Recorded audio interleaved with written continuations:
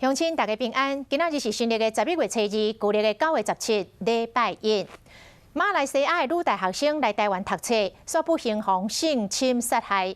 讲台南市归仁警察分局无及早做好着犯罪预防，致使凶手有机会来犯案。台南市警察局做出着处分，甲归仁分局的分局长甲换掉。台南市警察局长嘛亲身鞠躬道歉。行政院长苏贞昌今仔日嘛下令，要求这个内政部甲台南市警察局彻底检讨断绝风险。另外，针对外界的质疑，讲台南市敢若检讨期前，苏贞昌讲尊重市政府的处理。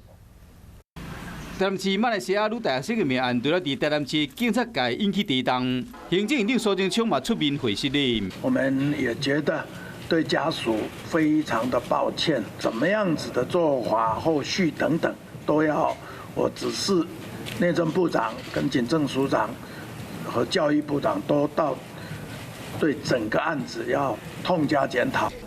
苏贞昌爱内政部甲警察系统检讨，台南市警察局长甲督察长嘛甲社会各界会失礼，因过犯这个案件姓杨嫌犯，早伫9月底就犯掠人未遂案件，当时归仁分局拢无甲追查，才让这个嫌犯有机会继续下手。所以讲，台南市警察局虽将分局长杨庆如处分调职，因过嘛引起外界质疑，讲检讨的层级是安怎？敢若伫基层尔。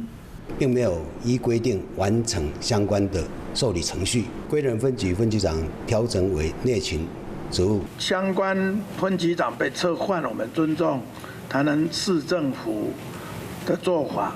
对于整体责任应该怎么样子的来苛责，现在先就整个情形先处理。受害者家属已经伫今仔日到台湾，不管是对凶险还是警政系统的追究，恐惊拢袂使安尼就结束。